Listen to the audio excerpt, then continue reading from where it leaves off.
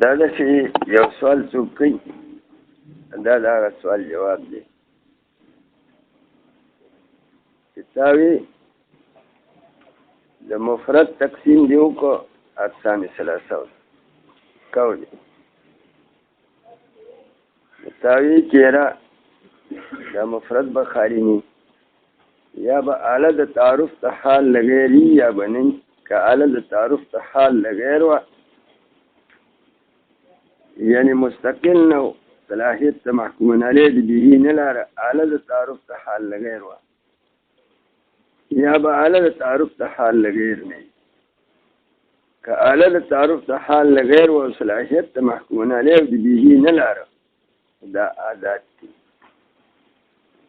خو دې ته عادات ویل کېږي اصطلاح د منطقیانو کې او حرف ته ویل کېږي په اصطلاح د نحویانو او که اعلی د تعارف د حال لغیر نه و مقصود لذاته و صلاحیت ته محکوم علیه د بیهی لاره بیا به خالی نه یا به هیئت به دکې دال علی الزمان یا به هیئت دال علی الزمان نه که هیئت پکې دالو په زمانې باندې دا کلمه دې ته کلمه عند المنطقین او فعل عند العرب ورته وایي نو دې ځای کې ته سوال راغی چې دا کلمه عند المنطقین او فعل عند العرب دا به یو شي او دې کې به ګونې نسبت ته مساواتي مساوات کې دا قانون دی چې د جانبین نه موجبتین کلیتین جاری کېږي نو كل كلمة عند المنطقين فهو فعل عند العرب وكل فعل عند العرب فهو كلمة عند المنطقين دا نسبت مساوات دی بس دا توهم او دې کې خو نسبت مساوات نشته ولې وإذا بدأت توخیمه فعل عند العرب بوي او كلمة عند المنطقين بني لك أفعال ناقصة شو كان صار أصبح أمسى دا أفعال ناقصة دي أو دي أفعال ناقصة فعل عند العرب ویل شي دا عربو په نسبت باندې د نوحات په نسبت افعال دي او کلمه عند المنطقين وتنشي ولي كلمة عند المنطقين وتذكر شيء كلمة عند المنطقين دلالت کوي په حدث باندې او په نسبت دواړو او دې دلالت کوي په نسبت باندې فقط حدث دلالت نه کوي دا افعال ناقصه فعل عند العرب دی او کلمه عند المنطقين نه ده اوس براش مستند خبره نه خدا معلومه شو چې د هيئت پکې دالي په زمان ندابه کلمه عند المنطقين او فعل عند العرب وي یعنی دا نن معلومه شو چې د دې په منځ کې وګورئ ته مساوات وای مساوات پکې نشته لکه چې ډېر افعال عند العرب دي لکه افعال ناقصه شو کلمه عند المنطقيان نه دي لکه کلمه عند المنطقين دلالت کوي په حدث مسنده باندې دې دلالت په حدث مسنده نه کوي دي په زمانه باندې دلالت کوي دا سوال پیدا شو د دې سوال جواب وکړم ځکه چې کلمې عند المنطقين له طرفنا فعل عند العرب ته نسبت مساوات نه لري دا نسبت عموم خصوص مطلق دی په دې شان سره چې کلمه عند المنطقين خاصه مطلقه ده او فعل عند العرب عام مطلق خاص مطلق د طرف نه ماده د اجتماعي موجبه کلیه صادقي كل كلمه عند المنطقين فهو فعل عند العرب وده فعل عند العرب د طرف نه ماده اشتراکي د عام مطلق فعل عند العرب بوي او کلمه عند المنطقین بنی لکه افعال ناقصه شو دا لفظ د کانا دا فعل عند العرب دی کلمه عند المنطقین نه ده او دې ته کلمات وجودیه وایي دا خبره چې دسته شارع صاحب کوي چې کلمه په دوه قسمه ده یو کلمه حقیقیه ده بله کلمه وجودیه ده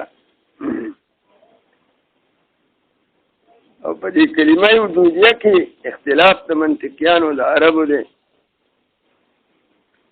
کلمات وجودیه دي افعال ناقصه ورته وایي د افعال ناقصه افعال عند العرب دي او کلمه عند المنطقین نه دي ولې د کلمه عند المنطقین قسم دی د اقسام مفرد نه د هغې مقسم مفرد دی او کلمات وجودیه چې دي هغه مرکبات خبریه دي محتمل له صدقه د کیږي د منطقیانو په نسبت د کلمې مقسم مفرد دی او دی مفردات نه دي دا مرکبات خبریه دي جعل د دې د اقسامو د کلمې نه ګرځول د منطقیانو نه دي شي دغه خبره ده کته کتاب ته ګورئ دا عبارت توصیه تمهید دی د فعل اعتراض وهي على نوعين دا کلمه په دوه قسمه ده حقیقیت یو کلمه حقیقیه ده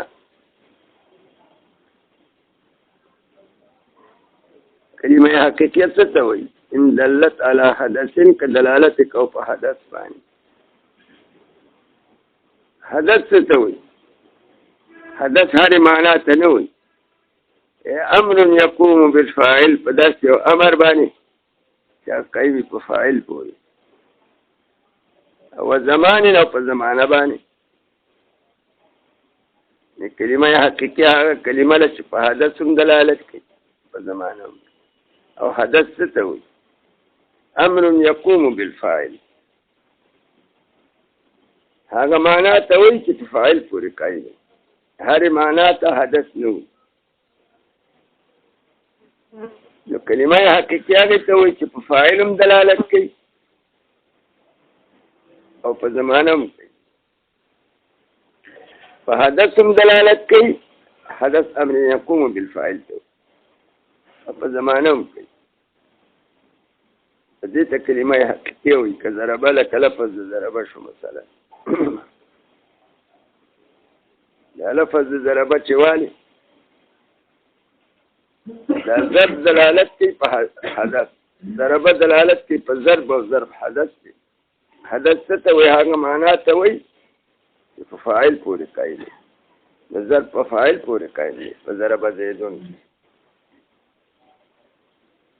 ضربه دلالت کوي په ضرب او ضرب چې دی حدث دی حدث څه ته وایي داسې یو معنا ده چې په فاعل پورې قایل دی ضرب داسې یو معنا ده چې قایمه ده په زید پورې په ضربه زیدون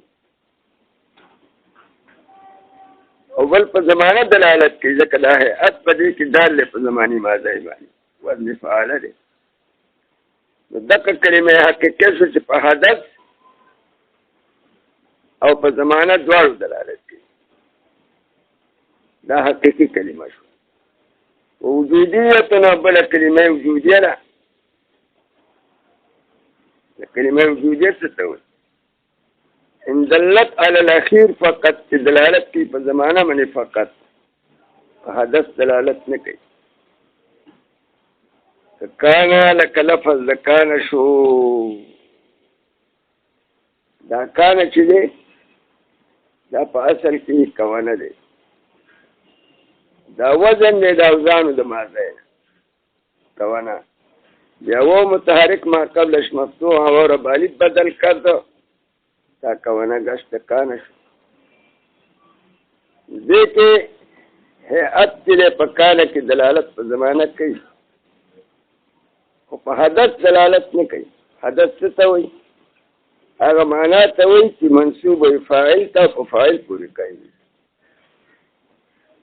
فإنه لا يدل على الحدث دا دلالت په حدث نه کوي حدث هغه معنا ته وي چې فاعل پورې کوي. یا به وي چې دا خو دلالت کوي په کون باندې کوي. والکون ليس بحدث، کون حدث نه دی. لأن الحدث ليس عبارة ذلك حدث نه دی عبارت عن مطلق المعنى. حدث عبارت د مطلق معنا نه دی. حدث عبارت د هغه معنا نه چې فاعل پورې کوي. وإلا لكان كل معنى حدثا جبهر معنى حدث، بلکہ حدث ستوي بل المعنى المنسوب إلى الفاعل. حدث هذه معناه توي چې فاعل پورې کوي. حدث معنى منسوب إلى الفاعل، منسوب إلى الفاعل سمعنا لأنه قائم به، فاعل پورې کوي. نو کلمه یو حقیقیه ده او بل وجودیه ده. کلمه حقیقیت څه ته وایي؟ چې په حدث هم دلالت کوي او په زمانه هم کوي. او حدث هغه معنا ته وایي چې په فاعل پورې کوي. منسوب ای فاعل ته فاعل دی نسبت یې په فاعل پورې کوي. لکه په ضرب زیدون کې ضرب دلالت کوي په ضرب باندې او دا ضرب داسې یو معنا ده چې نسبت فاعل ته کېږي په فاعل پورې کوي مله چې زید دی. او کلمه وجودیه هغه چې تش په زمانه دلالت کوي په حدث نه کوي. لکه افعال ناقصه شو کانه، نو کانه دلالت په زمانه کوي په زمانه ماضی او په حدث نه کوي. ولې؟ یا به وي چې دا خو دلالت کوي په کون باندې او کون خو حدث دی که وایي کون حدث نه دی. حدث هغه معنا ته وایي مطلق معنا ته حدث نه وایي. هغه معنا ته وایي چې نسبت فاعل ته کېږي په فاعل پورې کوي. کون په فاعل پورې نه دی قایم. فکان زید قائما کې دا کون چې دی دا په فاعل پورې نه دی قایم. دغه دی کې دا فاعل ناقصه اسم او خبر وایي. زیدون اسم دی او قائما خبر دی. او حدث هلته کې قیام دی. قیام په زیدون کان قائما کې چې قیام قائم دی په زید پورې او کان په هغې دلالت نه کوي. کان دلالت کوي په کون او کون معنا منسوب الی الفاعل نه ده، فاعل پورې نه ده قائمه. کون وجود ته وایي، وجود ارادتي. دا دلالت کوي په نسبت باندې، هغه نسبت وجود ارادتي دی. څنګه چې دا قیام دی زید ته په کان زیدون قائما کې ثابت په زمانه ماضی کې نه، دا په ماضي دلالت کوي. که حدث نه عبارت د مطلق معنا نه وإلا کدس شي حدث عبارت شي د مطلق معنا نه نو لکان كل معنى حدث بل المعنى المنسوب إلى الفاعل لأنه قائم. خبر ادا شو چې د کلمې حقیقي او د کلمې وجودي فرق دی. کلمه حقیقي دي ته وایي چې دلالت په حدث هم کوي او په زمانه هم کوي. او حدث هغه معنا ته وایي چې نسبت فاعل ته کېږي په فاعل پورې کوي. لکه څنګه وایي ضرب زیدون وایي. دا ضرب کلمه حقیقي ده، دا دلالت په حدث کې. حدث څه شی دی؟ ضرب.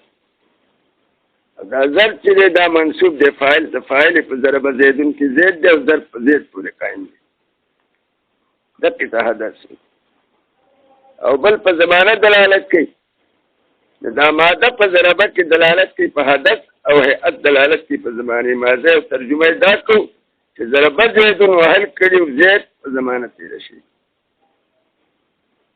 اوس چې تکان زیدون قائما وای دا فاعل ناقصه دا اسم او خبر غواړي.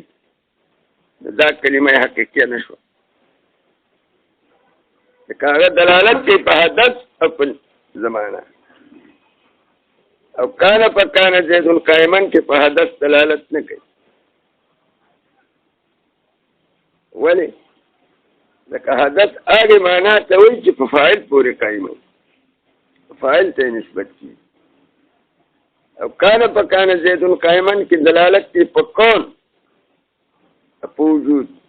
او کون معنا قائمه بالفاعل نه ده.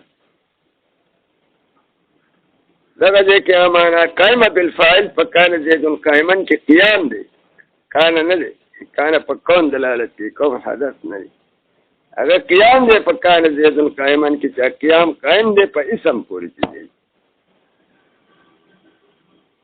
دا کان په کان زید قائما کې دلالت کوي په کون او کون وجود راځي چې نسبت دا په نسبت دلالت کوي په حدث نه کوي حدث هغه معنا چې منسوب فاعل ته دغه معنا منسوب للفاعل نه دا کون معنا منسوب ده زمانه ته چې دا قیام دی زید ته په زمانه ماضی کې ثابت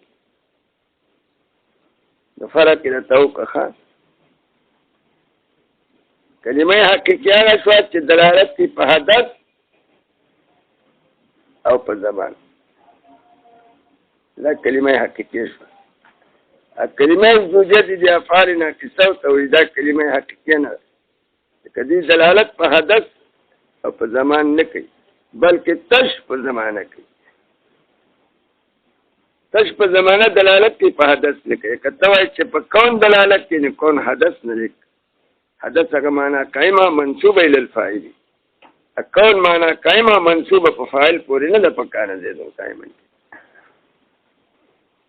بس فرق یو نو اوس خبره دا شو چې د کلمې عند المنطقین او د فعل عند العرب فمنځ کې نسبت مساوات نشو نسبت عموم او خصوص مطلق خبره دقه وا دې شان سره چې کلمه عند المنطقین خاصه مطلقه ده او فعل عند العرب عام مطلق ده خاص مطلق د طرف نه ماده د اجتماعي موجود کلیه سالي هر کلمه عند المنطقین فعل عند العرب ده لکه څنګه د غائب د فعل فعل کې چې دا غایب شي کومې دي لکه یضربو مضارع غایبه یعنی هغه چې ضمیر مرفوع متصله جز د فعل نه دا کلمه عند المنطقین دي فعل عند العرب ولیکن الفعل عند العرب عام مطلب ته داغه طرف نه ماده د اشتراک فعل عند العرب بوي کلمه عند المنطقین بني ابتو کې لکه دا کلمات وجودیه شو افعال ناقصه دا فعل عند العرب دي او کلمه عند المنطقین نه دي ولی فعل عند العرب دي ته وي دوی هر سلګي تشاغل وي چې هيئت پکې دالي په زبان دي ته دي فعل وي دي چې هيئت دلالت په زمانه کوي کان دلالت په زمانه ماضي چې کان زید قائما دا قیام د زید ثابت په زمانه ماضی کې او کلمه عند المنطقین نه دي دا افعال ناقصه هدي ته کلمات وجودیه ولی لکه کلمه حقیقیه دي ته وایي چې دلالت کوي په حدث په زمان او دا کلمات وجودیه په حدث دلالت نه کوي په تشه زمانه حدث ولې نه کوي لکه حدث هر معنا ته نه وي هغه معنا ته وي چې منسوب وي فاعل په فاعل پورې قائم ازي دلالت کوي په کون معنا قائمه بالفاعل نه ده ذکر کلمات وجودیه چې دي د کې اختلاف دی منطقيان وایي چې دا کلمات حقیقیونه نه دي عرب وایي چې دا کلمات حقیقي دي نو کلمات وجودیه په نسبت منطقيانو کلمه نشوه دا عرب په نسبت کلمه شوه فعل شو نو معلومه شوه چې هر کلمه عند المنطقين فعل عند العرب دی وهر فعل عند العرب کلمه عند المنطقين نه ده او د دې لپاره نور مثالونه هم ښیي لکه په کومو صيغو کې چې ضمیر مرفوع متصله جزء د فعل لکه اضربو صيغه د واحد متکلم د ضمیر مرفوع متصله جزء د فعل عبید په انا سره کې او په تضربو کې ضمیر مرفوع متصله جزء د فعل تعبیر په انا سره کې دغه دې کې هغه ضمیر مرفوعه متصله جز د فعل نه او دا مرکبات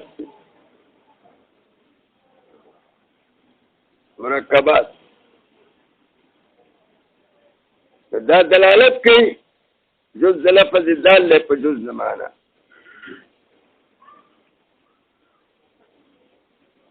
کدا ضمیر مرفوع متصله نه چې علاوه دا فعل والی د دلالت کوي په حدث او ضمیر مرفوع متصله دلالت کوي په فاعل جز د لفظ دال له په جز معنا دا مرکبات خبریه دي دا کلمه عند المنطقيان نه دي کلمه عند المنطقين قسم نه دا اقسام د مفرد نه او دا مرکبات دي د مقسم نه خارج لیکن فعل عند العرب دي ولې عرب فعل لیته چې هيئت پکې دالي په زمان او دي چې هيئت دال على الزمان دي وز دې طرفنا ماده د اجتماع ده حرف کلمه عند المنطقين فعل عند العرب ده لکه صيغه قائد شي دا يضربون له ضمیر مرفوع متصله جز د فعل نه نه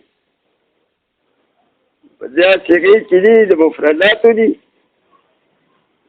او جز د لفظ دال نه په جز معنا د کلمه عند المنطقين دي فعل عند العرب دي هر کلمه عند المنطقين فعل عند العرب ده وهر فعل عند العرب كلمه عند المنطقين مسألة جوړه کړه وذا كلمات دو قسم کړه کلمات حقیقیه کلمات وجودیه کلمات حقیقیه دي چې په حدث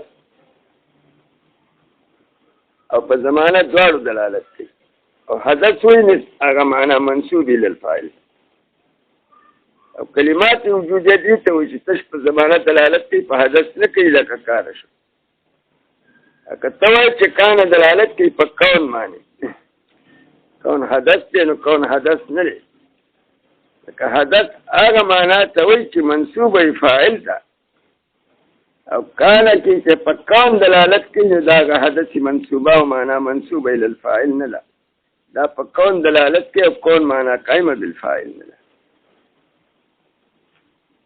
اول د کلمې تقسیم یو کا حقیقي او وجودي ته او بیا دا کلمات وجودي چې دي دا د منطقيانو په نظمانه کلمات نه دي د عربو په افعال دي الذين برست نسبت بیانې په مابین الكلمة عند المنطقين هذا فعل عند العرب أو نسبة فكل عموم خصوص مطلق هكا في سكية الأول تقسيم الكلمة كي كلمة بقى اسمها كثيرة إن دلت على حدث دلالتك وفي حدث معنى حدث تتوي أمر يقوم بالفاعل وزمان وفي زمانهم دلالت كيف دوارك ضربه مثلا ضربه دلالت په حدث هم کوي حدث ضرب دی او حدث ته هغه معنا ته وي چې نسبت فاعل ته کې فاعل پورې کوي نو ضربه کې ضرب دی ضرب په فاعل پورې قائم دی ضربه زیدون کې په زید پورې قائم اول په زمانه دلالت کې ځکه دا هيئت ضربه وزن فاعل دی دا دلالت په زمانه ماضي وجودية بل كلمة وجودية وجودية كم تسوي إن دلت على الأخير فقط كدلالتك وفي أخير من فقط تشبه زمانة دلالتك وفي حدثنك كان لك كان شو فإنه لا يدل على الحدث دا دلالتك كيف حدث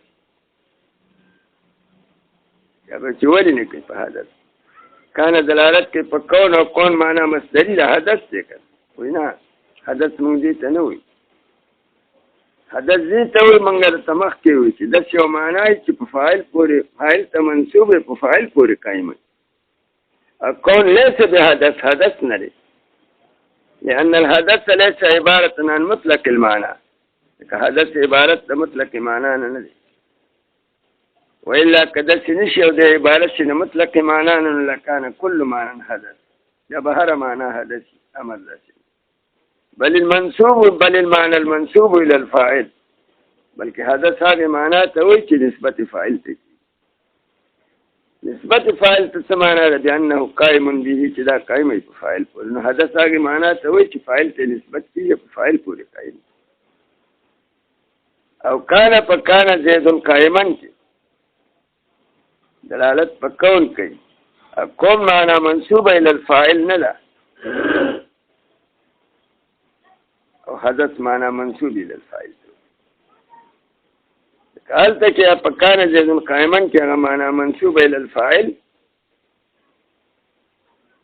هغه زید دی زید قائما کې ان زید قائما دا خو سم خبر غواړي زید اسم د کان دی او قائما خبر دی او حدث پاږي کې هلته کې قائما دی چې نسبت زید ته شي دا کون نسبت خو زید ته نه دی شي خو کان ته شي دا کون په کان زید قائما کې حدث نه دی حدث هغه معنا ته وایي چې منسوب وي فاعل دا ثابت کړه چې په افعال ناقصو کې دلالت په زمانی شته او په حدث نشته کوم لفظ چې دارنګي چې په حدث دلالت نه کوي او تش په زمانه کوي هغه کلمه وجودي نه دا کلمه وجودي وبهذا ظهر او په دې خبره سره ظاهر شو دا په قصاص ملا باندې راځي هغه یو تقسیم کړی د کلمې دوه قسمه ده حقیقي او وجودي ده او په دې تقسیم کې دا غي استدراک راځي د پاغه اعتراض کوي ظاهر شو ما خبره چې چا ویلي دي چې ان الكلمه حقيقيه كلمه دوه قسمه یو حقیقي کومه ته ان دلت على حدث دلالت کو په حدث باندې ونسبت ذلك الحدث او بل دلالت کو په نسبت د حدث باندې الى موضوع یو موضوع هغه موضوع فاعل دی وزمان تلك النسبه په زمانه دغه نسبت باندې دا تقسیم چې چا کړل لا يخلو عن الاستدراك دا خالی نه د استدراک نه نه په دې تقسیم کې استدراک راغلی مستدراک دې ته وایي چې مخکې یو لفظ دلالت په یو معنا کوي او وروسته بل لفظ ذکر کې هغه دلالت په دغه معنا وکړي نو دې استدراک او په دې تقسیم د قصاص کې چې د تقسیم د کلمې کړ د حقیقي او وجودي ته استدراک دی استدراک په کوم څه کې ځان ته پوهه د دې چې کلمه د قسمه یو حقیقي را او بیا د حقیقي تعریف وکړو ان دلت على حدث دلالت کو په حدث باندې نو لفظ د حدث ذکر کړ او حدث وایي دی چې منسوب فاعل ده دا دوسته ته کې چې پکې وایي د حدث نه رسته ونسبت ذلك الحدث الى موضوع او په نسبت دغه حدث باندې موضوع ته دا مستدرک ولی که کلمه چې دا حقیقي کړو حقیقي تعریف یو کو چې دلالت کوي په حدث د دې نه معلومه شو چې مخکې د حدث تعریف وکړو چې حدث خو هر معنا ته نه وي هغه معنا ته وي چې منسوب الى فاعل دلت على حدث دا معلومه شو چې حدث باندې دلالت کوي او د حدث تعریف دا دی چې حدث مطلق معنا ته نه وي هغه معنا ته وي چې منسوب الى الفاعل د دې نه چې رسته بیا وي چې ونسبت ذلك الحدث الى موضوع ونسبت دغه حدث باندې موضوع څنګه کټکه مستدرک کله حدث تعریف مونږ څنګه وکړو مطلق معنا نه هغه معنا چې منسوب الى الفاعل او قائم په فاعل پورې دا ونسبت ذلك الحدث الى موضوع دا دقه دلت على حدث معلومه ده معنا دا مستدرک او دا تقسیم کې اسپاس کړل د په تقسیم کې استدراک دی دا استدراک موږ څنګه معلوم کړه دینه چې حدث مطلق معنا ته نه وي معنا منسوب الى الفاعل ته چې د تقسیم د کلمې حقیقي ته وکړو او دا یې وي چې دلالت کوي په حدث. د حدث د ټکي نه دا معلومه شوه چې حدث هغې معنا ته وي چې منصوب یې فاعل ده. نو وروسته چې بیا وي ونسبت تلک الحدث چې دلالت کوي په نسبت د دغه حدث باندې موضوع ته او په زمانې د دغه نسبت دا ټکی مستدرک ځکه مخکې دلت علی حدث نه معلومه شي چې حدث هغه نسبت ته وایي چې معنا ته وایي چې منصوب دی مع فاعل او د دې موضوع نه مراد فاعل دی چې نسبت د دغه حدث موضوع ته موضوع څوک ته فاعل دی. قسطاس یې رد وکړه ښه قسطاس هم ډېر لوی سړی دی لوی عالم دی او اهل لغت دی او منطقین دی. جواب به ولو وکړو یا لکه دا استدراک نه دی دا تصریح بما علم ضمنا ده او تصریح بما علم ضمنا ته څوک استدراک نه خدای دې وکړه. د چې وایي چې کلمه حقیقیه ده که دلالت په حدث کو نو د دې نه ضمنا معلومه شوه چې حدث هغه معنا منصوب الی الفاعل ته وایي ضمنا معلومه صراحتا نه او چې ونسبت ذلک الحدث الى موضوع دا تصریح بما علم ضمنا استدراک دې وکړه. وزمان تلک النسبت دا یوه کلمه حقیقیه کړه وجودیه بیا څه ته وایي هلته کې تقسیم ختم شوی دی تر اخره. وجودیه هغه ته وایي چې دلالت کوي په زمانه باندې فقط نه په حدث لکه لفظ د کاره شو. اوس د دې نه وروسته دا د کلمې تقسیم حقیقي وجودي ته وکړو دا توجیه تمهید دی. توجیه تمهید ذکر کړو بیان د نسبت نه نسبت بیانوي د کلمې عند المنطقین او د فعل عند العرب منځ کې نسبت بیانوي. دې کې کوم نسبت دی د نصوص اربعه دا تقسیم د کلمې چې حقیقي وجودي ته کړل دا توجیه تمهید دی دا بیان د نسبت او په دې بیان د نسبت کې دفع توهم کوي. دا توهم د عبارت د ماتن نه پیدا شوی. توهم دا دی چې ماتن سے په متن کې وي تقسیم د مفرد کو دریو اقسام ته عادات او کلمې او اسم نو دقه ځای کې وي چې مفرد درې قسمه دی یو حرف عادات کچرتا دې اعلی تعارف د حال لغیر وا او مقصود لذاته نه صلاحیت محکوم علیه د به نه لاله دا او قاله د تعارف د حال لغیر نه مقصود لذاته صلاحیت محکوم علیه د به لاله بیا بخاری یا بهیات په دې کې دال علی الزمان یا بهیات دال علی الزمان نه که هیئت دال علی الزمان دا کلمه ده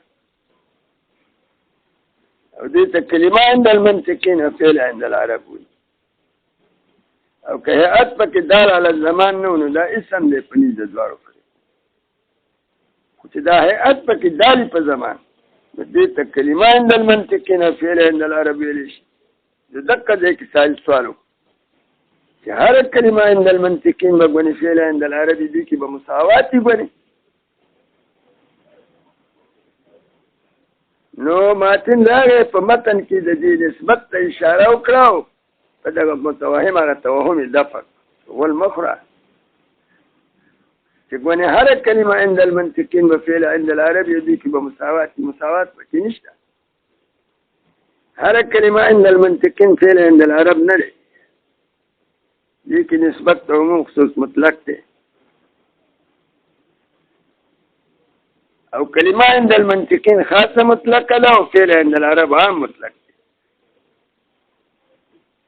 د خاص مطلق د طرف نه ماده د اجتماعي موجبه کلیه صادقي د فعل عند العرب د طرفنا موجب کلیه صادق کیږي. هر فعل عند العرب هر کلمه عند المنطقين فعل عند العرب دي، وهر فعل عند العرب كلمه عند المنطقين ده. ماده ابتراکي بکشتا لکه کلمات وجودیه خبره را لکن یو کلمات حقیقیه دی یو کلمات وجودیه دی. کلمات وجودیه دی افعال ناقصه ورته وایي. دا کلمات وجودیه دا افعال عند العرب دي وكلمه عند المنطقيان ندي. دا افعال وجودیه تاسو پیژنئ چې دلالت په زمانه کوي فقط په حدث نه کوي،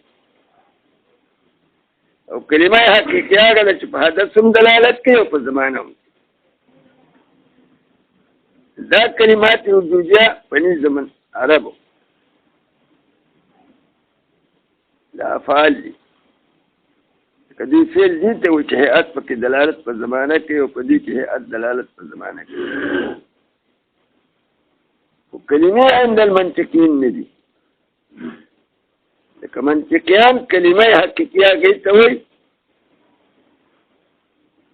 چې په حدث او په زمانه دواړو دلالت کوي، او حدث هغه معنا منسوبه الى الفاعل لپاره هم دلالت کوي په زمانه هم. ایته کلمه حقیقیه وایي.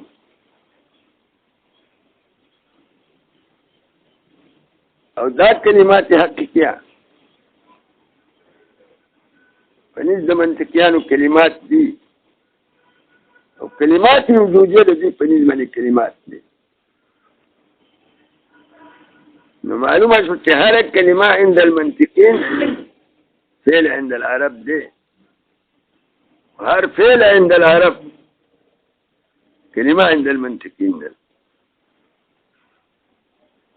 فعل به پنځ د عرب وي او کلمه عند المنطقين باندې لکه دغه کلمات وجودیه شو کانه شو. دا افعال پنځ د عرب دي او کلمه عند المنطقين دي. اوس یو بل محل ته هم پکې اشاره کوي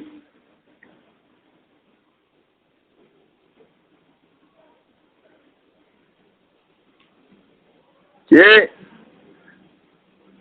یو ځای به داسې ماده پیدا شي هغه به فعل عند العربي او کلمه عند المنطقين بني. لکه کوم مثال شو لکه صيغه کوم صيغه د فعل چې ضمیر مرفوعه متصله جزء د فعل لکه هغه یو صيغه واحد متکلم د مضارع د اضربو دې کې دا ضمیر مرفوعه متصله نوحات وي دا جزء د فعل. منطقيان وسره معنی بل تضربو ضمیر د مخاطب مضارع مخاطبه دې کې ضمیر مرفوعه متصله جزء د فعل، او علامه داله چې ضمیر مرفوعه متصله جزء د فعل د دې نه وروسته هغه فاعل ته ذکر کې نو خلق وتعین فاعل نه وي، اکید د فاعل وته وي. لکه په اضربو کې چې انا ذکر کې لأنا ته خلق تاکید د فاعل وي، ځکه فاعل په دې کې ضمیر مرفوع متصله ده. نو اوس که دا انا هم فاعل شي نو تعدد د فاعلین راځي د پاره د فعل واحده دا ناروا دي، نو دې ته تاکید وي. یا په تجربو کې چې وروسته انا ذکر کې انت دې ته خلق تاکید د فاعل وي، عین فاعل ورته نه وي یا بدل عن الفاعل ورته وي، ځکه تعدد د فاعلین راځي. نو معلومه کړه چې دلته کې ضمیر مرفوع متصله جزء د فعل او صيغه د غائب کې دي. دا کلمات واحد متکلم او مخاطب صيغه دا کلمه عند المنطقين ندي. ولې لکه ځکه کلمه د دوی په نسبت باندې قسم دی د اقسامو د مفرد نه او دا مرکبات دي. مرکب کې مرکب خبری محتمل د سیده کړي کې ځبي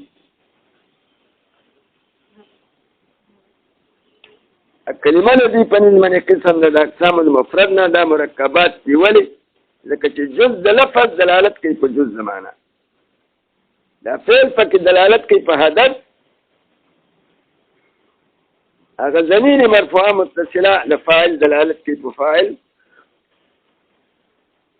نو جز د لفظ چې داري په جز زمانه نو خو مرکب کنه دا مرکبات د منطقيانو په نسبت باندې دا کلمې نه دي ځکه کلمه قسم دی د اقسام د مفرد نه. لكن فعل عند العرب دي ځکه عرب فعل دي ته په زمانه دلالت کوي، دي په زمانه دلالت کوي.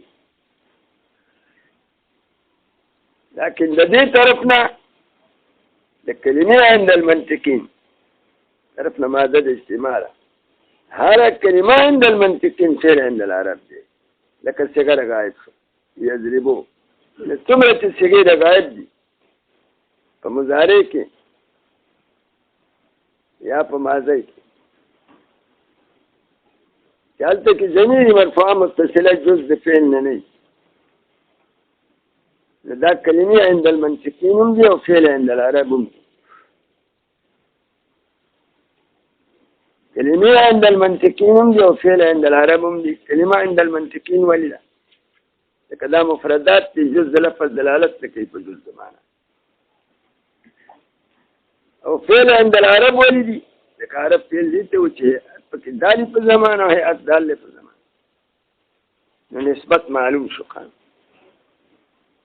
د کلمې عند المنطقين او د فعل عند العرب په منځ کې نسبت مساوات نشته. خان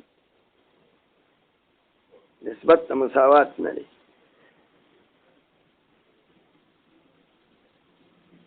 مساوات ولې نه لري؟ مساوات چې دا قانوني چې جانبین نه موجبي کلی جاری کیږي او د فعل عند العرب او د کلمې عند المنطقين په لین دلته خیم چې فعل عند العرب وي کلمه عند المنطقين بنئ څنګه وي؟ لکه افعال ناقصه والا افعال ناقصه چې دي په نسبت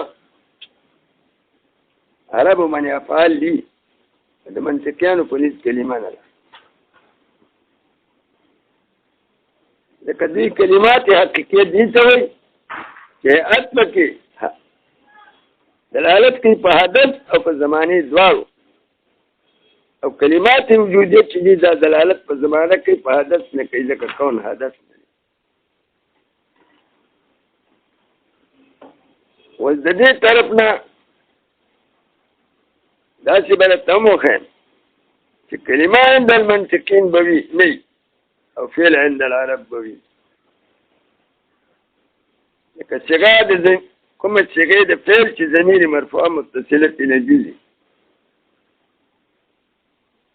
دا کلمې عند المنطقين نه دي او فعل عند العرب دي. کلمې عند المنطقين ولې نه دي؟ لکه دوی وایي چې دا فعل دلالت کوي په حدث او ضمیر مرفوعه متصله پکې دلالت کوي په فاعل، نه جز د لفظ دلالت کوي په جز زمانه. نو دا مرکبات دي او کلمه د دوی په نسبت باندې قسم ده د اقسامو د مفرد نه. دا کلمې عند المنطقين نه دي او فعل عند العرب دي. عرب ورته فعل ولې وایي؟ هغه فعل دي ته وایي چې هيئت پکې دالي په زمانه هيئت دالې په زمانه.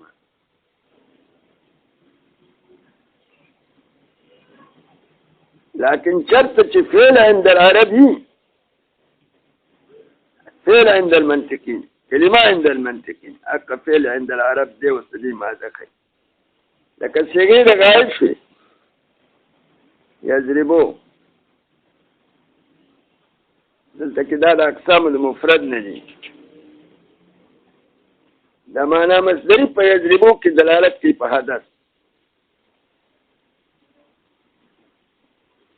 او په فاعل دلالت نه کوي. نو جز لفظ دال نه دی په جز زمانه نو مفردات دي او کلمه د منطقیانو په نسبت باندې د اقسامو د مفرد نه دا کلمې عند المنطقین هم دي او فعل عند العرب نو معلومه شو چې كل كلمه عند المنطقین فعل عند العرب ولكن فعل عند العرب بيو كلمه عند المنطقين بني داغي طرف نماده د اشتراک ده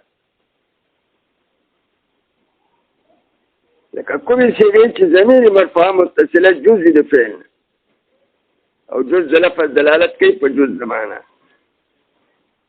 لکه اضربو تضربو شو سیغو د فعل دا جزء لفظ دال په جزء زمانه نو دا مرکبات الثانيه خبريه دي محتمل لسیده کده کی زدی مرکبی تانی خبری دی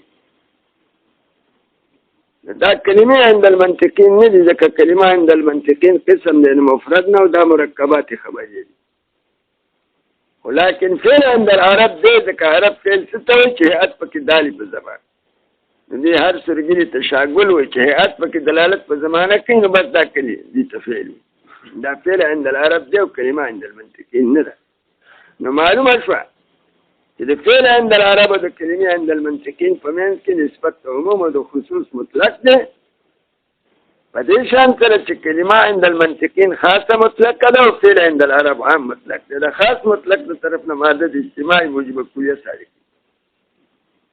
كل فعل عند المنطقين كل كلمة عند المنطقين فهو فعل عند العرب بس څنګه لکه صيغه غائب دی یضربو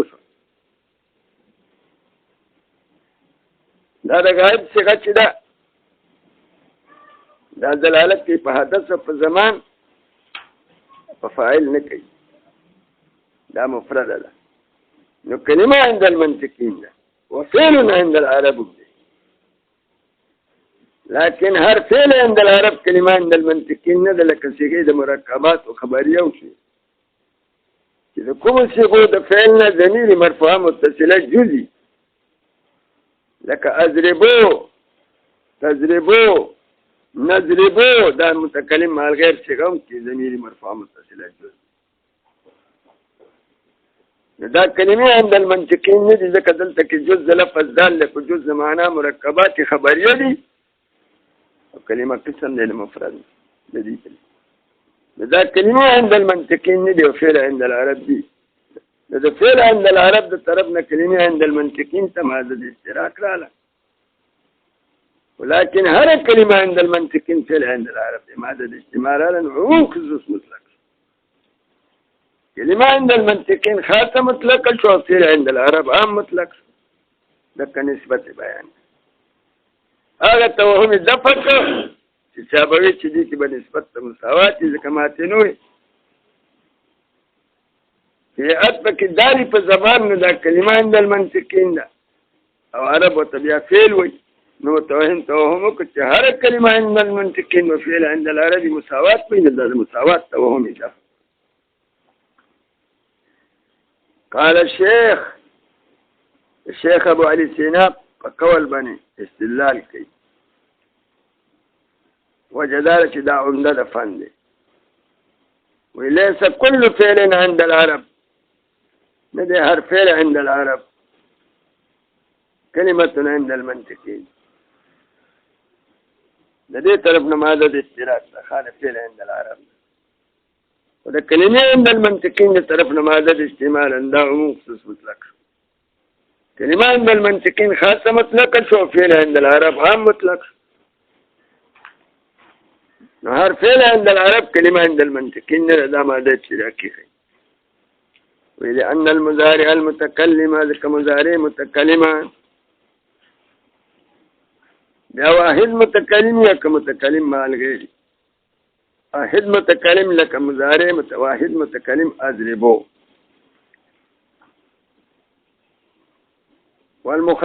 يا متكلم مع الغير لكن نضربه ده الف ده اضربه دلالت كيف فاعل ونون ده نضربه دلالت كيف فاعل والمخاطب هذا مخاطب صيغه لك تضربه يو سړی بل ته و چې تبه وهلو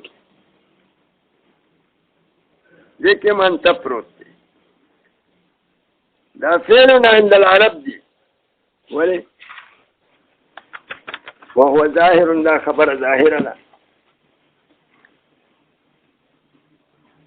ظاهره ولې ده لکه چې عرب وایي فعل دې ته وایي چې هیئت پکې دالي په زمان په دې کې هیئت دال دی په زماني دا اضربو نضربو تضربو د مضارع صيغې د دلالت کوي په حال باندې که مضارع مشترک نه په حال په استقبال کې هیئت په دې کې دال دی په زمانه وليس بكلمة عند المنطقين او كلمه عند المنطقين ندي لکه ولې ندي لکه دا د اقسام د مرکب خبري نه دي او کلمه قسم دی د اقسام د مفرد نه د کلمې په مقسم کې افراد ماخوذ دی چې جز د لفظ به دلالت نه کوي په جز د معنا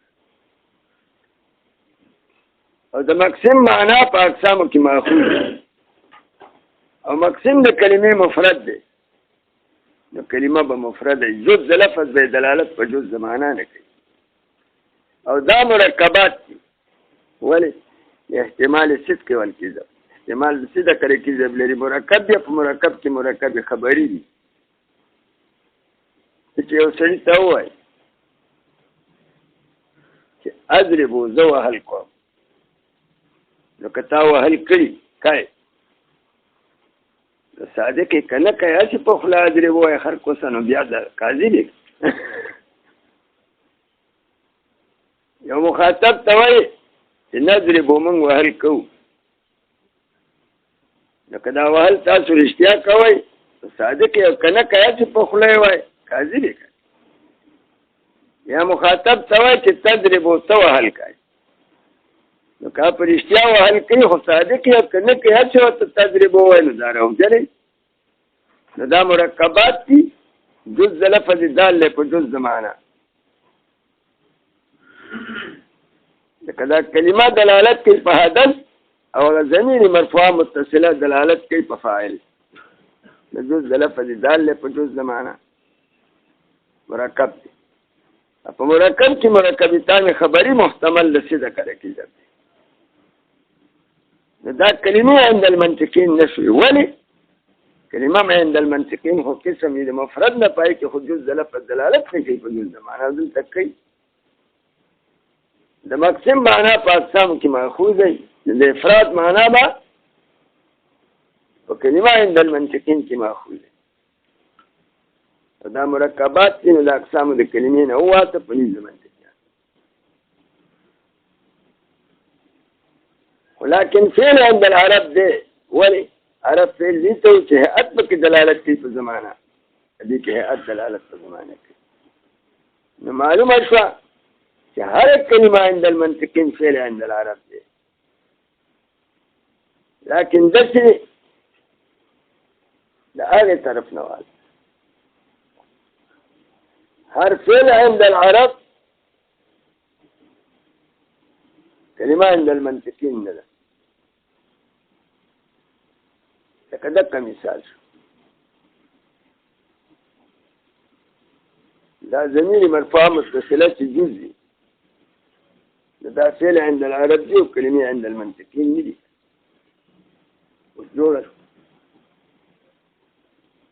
لكنها چې فعل عند عربي فعل كلمة عند المنطقين نكب فعل عند العربي لدي طرفنا مادة الاجتماع موجب كلية صادقية لكن سيغي لقاعد في يضربو دا فعل عند العرب دي ولي هو فعل كلمة قسم دا اقسام المفرد نوع مفرد ديته وتجوز لفظ دلالة كيف جوز ما او دا یضربو بید ذکر د فاعلنا تو سره زیدون نه ذکر شي یضربو زیدون نو جز د لفظ دلالت نه کوي په جز معنا یضربو وایه که جز د لفظ دلالت په جز معنا نه کوي بید ذکر د فاعل دا مفردات او کلمه د دوی په نسبت باندې قسم ولا مفرد نه نو کلمه عند المنطقين نو فعل عند العرب بخلاف المضارع الغائب بخلاف المضارع غائبنا فإنه كلمة بالاتفاق. دا په اتفاق سره ولې کلمه ده؟ هم کلمه عند المنطقین ده، هم فعل عند العرب ده. دې طرف نه ماده د استعمال شو. یا عدم احتمال الصدق والکذب وایي، ځکه چې دا احتمال د صدق او کذب نه لري. دا یضربو مفرد دی، محتمل د صدق او کذب نه لري. ځکه مفردات احتمال د صدق او کذب نه لري. د صدق او کذب احتمال چې لري مرکبات خبریه لري. دا مفرد دی، جز د لفظ دلالت په جز معنا لري. دې ځای کې یو شوبه څوک کوي. شوبه داسې ده چې ته د صيغې د غایب او د صيغې د متکلم او د مخاطب فرق کوي. دا فرق دی نه دی صحیح. دا صيغه د متکلم او د مخاطب، د متکلم که واحد او که مع الغیر. واحد متکلم اضربو، مع الغیر نضربو، مخاطب تضربو. د دې سره چې فاعل ذکر شي، لکه د اضربو سره انا ذکر کی، او د تضربو سره د نضربو سره نحنو ذکر کی، د تضربو سره انت ذکر کی. نو سره د ذکر د فاعل نه دا مرکبات دي، او بې د ذکر د فاعل نه مفردات دي. دقه چې د یضربو سره چې فاعل نه ذکر شي دا مفرد دی، او چې فاعل سره ذکر شي یضرب زیدو، هغه فاعل بیا اسم ظاهری لکه یضرب زید او که ضمیر یضرب هو، بیا مرکب دی. نو د دې څه فرق دی؟ صيغه د واحد متکلم او د متکلم مع الغیر مخاطب ته مرکبات خبریه وایي. د دې وجه نه منطقیان ورته کلمه نه وایي، ځکه دا د اقسامو د مفرد مرکب خبري نه دي. جز د لفظ دال په جز د معنا محتمل د صدق او کذب دي. یضربو ته کلمه عند المنطقین وایي، ځکه چې دا مفرده ده، او کلمه قسم دی د اقسامو د مفرد نه. دا فرق تحکم دی. ولې؟ ځکه د صيغو د واحد متکلم د متکلم مع الغیر د مضارع مخاطب سره چې فاعل ذکر نشي مفردات، فاعل سره ذکر شي بیا مرکبات تسریع بالفاعل کی، بیا مرکبات خبریه دي. د دقه چې دا صيغه غایب چې یضربو ده، دې د ذکر د فاعل نه مفرد دی او سره د ذکر د فاعل نه مرکب دی. نو دې خو فرق نشته. نو دواړه د اقسامو د کلمې نشي کنه. څنګه دا فرق کوي؟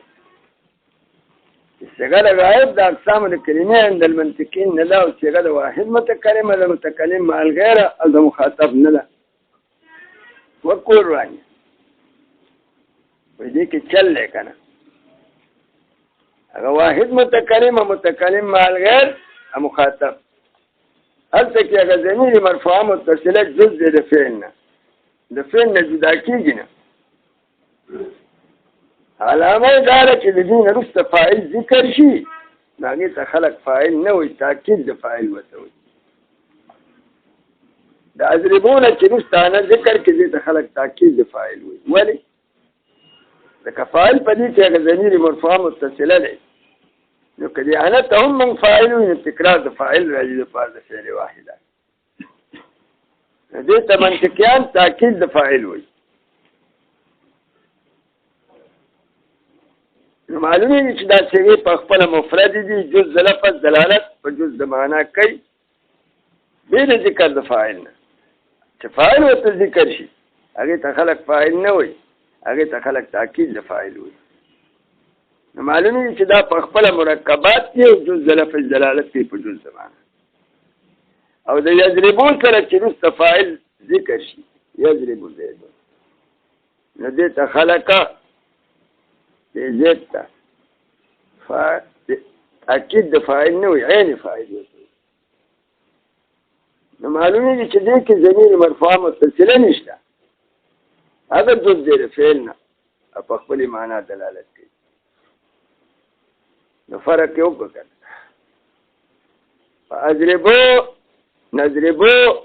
نضربو کې ضمیر مرفوع متصله جزء د فعل نه،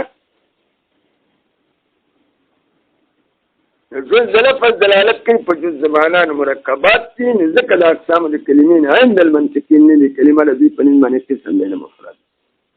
او علامه یې دا ده چې وروسته فاعل صراحي صریحي ذکر شي. د اضربو نه وروسته انا ذکر کړي نو خلک ورته تاکید د فاعل وایي. د نضربو نه چې وروسته نحنو ذکر کړي خلک ورته تاکید د فاعل وایي. د تضربو نه چې وروسته انت ذکر کړي خلک ورته تاکید د فاعل وایي. معلومیږي چې دې کې خپل فاعل شته او دا تاکید دی. دې ته فاعل وایي دا تکرار د فاعل راځي. ځکه ورته تاکید د فاعل یا بدل د فاعل دی. او په خلاف د یضربو سره چې هغه فاعل وروسته ذکر شي یا اسم ظاهر یا ضمیر، یضربو زیدون یا یضربو هو، نو دې ته خلک عین فاعل تاکید نه وایي. معلومین چې دې کې ضمیر مرفوع متصله نشته. بس خبره اخلاص کړه، فرق کامل وکړه. بخلاف المضارع الغائب فإنه كلمة بالاتفاق لعدم احتمال الصدق والكذب. او دا اعتراض دی. ولا يرد صورة التصريح، او نو واردېږي اعتراض د صورت التصریح چې د صيغې د غایب نه وروسته تصریح بالفاعل وشي. یضرب زید لأنه في نفسه لا يحتملهما. دا یضربو في نفسه بیر ذکر د فاعل نه احتمال د صدق د کذب نه لري. که فاعل سره ذکر شي بیا لري، خو هغې ته خلک عین فاعل وایي. او د مخاطب او د متکلم سره چې فاعل ذکر شي نو خلک ورته عین فاعل نه وایي، تاکید د فاعل وایي.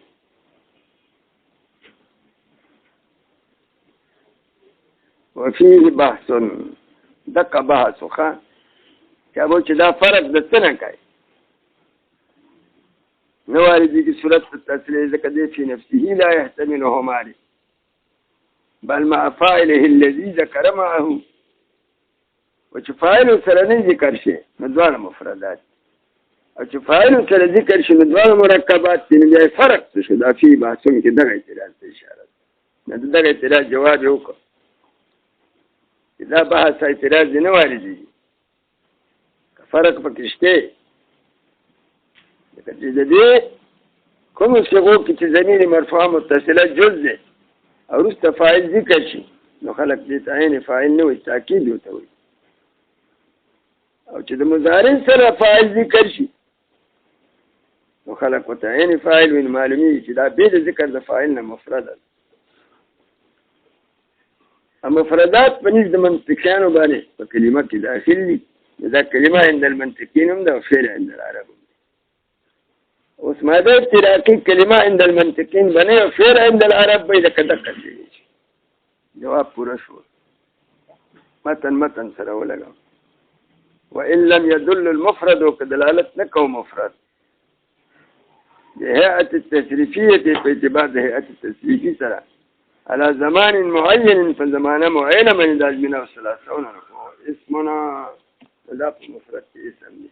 المفرد دري اقسام جوړ کړه ختم شو.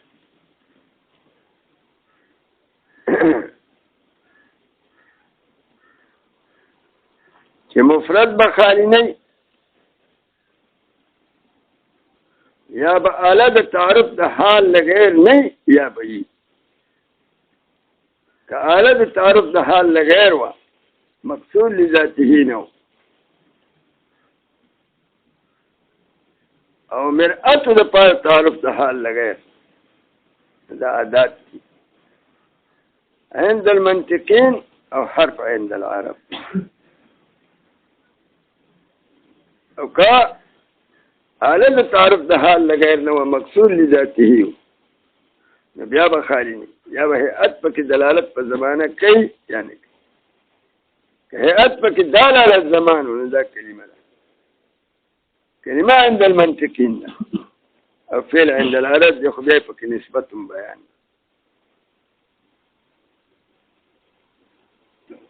او که هيئت پکې دلالت په زمانه نه کو دا اسم دی عند پنیز دواړو فریقو دې کې تطابق د اصطلاحي بس د مفرد اقسام خلاص شو په مرکب شروع او بیا په دې مفرد کې درې اقسام وخا یو عادات بل کلمه او دریم اسم او په دې دریم قسم د مفرد کې خپل اقسام ته تقسیم کړي مفرد لا خلاص شي نه دی اسم پکې اوس تقسیمي اقسام خپل ته دا اسم کې چې تقسیم کړي په اسم کې ډېر تقسیمات کې خدا تقسیم په اعتبار د معنا سره دی اسم په اعتبار د معنا سره خالی بنئ یو ته اسم واحد المعنى وي او بل ته اسم کثیر المعنى وي اسم واحد المعنى هغه اسم چې معنا یې وي وزن د پاره د معنا واحد شي دا یو ځین اسم کثیر المعنى دا اسم چې واحد المعنى واخلي کثیر المعنى تلری دا دو قسمه ته تقسیم وي اسم واحد المعنى لکه دغه معنا واحده به خالی نه یا په اعتبار تشخص شي یا بنه شي په دې معنا واحده کې اعتبار تشخص د دې تجویزی وي او که اعتبار د تشخص پکې نه ونه دي تکولی وي لکه لفظ د زید اسم دی دې چې واضح وذکر د معنا لپاره اعتبار تشخصي پکې وکړو دی وذکر لپاره د حیوان ناطق ما تشخص دې تجویزی وي او جزئی دی هر نه مفهوم ته وایي چې صلاحیت تصدق علی کثیرین نه لري او دې صلاحیت تصدق علی کثیرین نه لري ځکه د اعتبار تشخص سره تشخص قاطع شرکت دی نو عقل جایز نه غني فرض د صدق د په کثیری او کله اسم معنا یو او صلاحیت تصدق علی کثیرین پکې تشخص پکې نه معتبر چا قاطع شرکت دې ته کلی وي دا کلی تعریف بیا درڅ کوي ما لا يمنع العقل عن فرض صدقه على كثيرين چې عقل منع نه کوي د صدق د فرض د صدق نه په کثیرین ولی ځکه د په معنا کې تشخص نه چا قاطع شرکت نو عقل جایز دی فرض د صدق نه په کثیرین لکه انسان چې بیا کثیرین یو کني خو فرض د صدق جایز پرون دا پمیر کې تیر شعر بیا په باس نه کوم نو خو کای سمو کثیر المعنى او دا شک راواله دا اسم کثیر المعنى یو څو اقسام ته تقسیمي یو مشترک دریم منقول دریم حقیقت او مجاز دغه وجه د حصر داله چې لفظ یوي او معنی ډیری یا به هر معنا موجود له وي او وجه الهی سره یا به هر معنا موجود له نه تخلل د نقل په فکر راغلی که شک یاول چې هر معنا موجود له په وجه الهی سره دې ته مشترک وي دا لفظ مشترک په معنا د مشترکون فيه دی دا لفظ مشترکون فيه دی او معنی پکې مشترک لکه لفظ دا عین شو یو واجب و ذکر دی یا لفظ جاریه شو مثلا یو واجب و ذکر دی لپاره د عامه بل واجب و ذکر دی لپاره د سفینه بل واجب و ذکر دی لپاره د کوكب اسماني لفظ یو دی معنی ډیری دي او د شعر دا لفظ د لپاره د معنی متعدده او مختلفه فوزا متعدده نه دي مشترک په معنا د مشترکون شي او که لفظ یو معنی دی خو هر معنا موجود له بالوزن مستقل نه وتخلل نه نقل پکې راغلی دا لفظ د معنا اول نه معنا ثاني ته نقل شي په دې شان سره چې په معنا اول کې محذور ګرځیدل او په معنا ثاني کې مشهور ګرځیدل تخلل نه نقل نو دې ته منقول وي لکه لفظ د صلات اهل لغت او ذکر او د فرض دعا او اهل شر نقل کا ارکان مخصوصه ته خدا نقل لمناسبتین دی ومنقول کې دا قاعده ده چې لفظ د معنا اولې نه معنا ثاني ته وړي کېږي او د دویمې معنا لپاره وضع کېږي د دې دویمې معنا به د اولې معنا سره علاقه یا علاقه پکې وه د کل او د جز معنا اوله دعا جز او ارکان مخصوصه یې کولو نو اهل لغت وضع کړو د پاره دعا اهل شر راله نقل یې کړه دغې معنا نه او وضع یې کړه پاره د معنا ثاني چې ارکان مخصوصه دي خو په دې معنا ثاني چې مشهور وګرځي د دې په محاوره کې او په معنا اوله کې محجور وګرځي نو چې اوس په اصطلاح د اهل شرو کې صلات ذکر شي ارکان مخصوصه ته اراده کوي نو دې کې حقیقت دی او چې دوی ته نه دعا اراده کوي په دغه محاوره د شرع دا مجاز دې ته منقول وایي او که دا لفظ د معناونې نه دویمې ته وړی شی و د علاقې د وجې نه خو په معنا ثاني کې مشهور او په معنا اوله کې محجور نه و د دې لفظ د استعمال نسبت چې معنا اولې ته وکړي نو حقیقت ورته وایي او چې معنا ثاني غیر موزون له ته وکړي نو مجاز ورته وایي لکه لفظ د اسد اهل لغت و ذکر د پاره د حیوان مفترس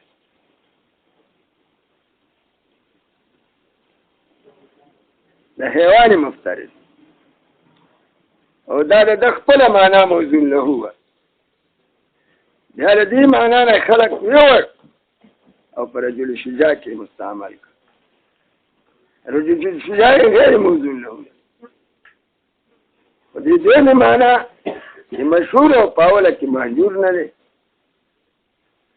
نو کله کله په معنا اوله کې مستعملېږي دې د قرینې نه نو بیا به ورته حقیقت وایي او په معنا ثاني کې چې رجل شجاع دی مستعملېږي په قرینې سره بیا به ورته مجاز وایي دا د حقیقت او مجاز دی د درې اقسام مې درته جوړ کړه پکې دا اسم په درې قسمه شو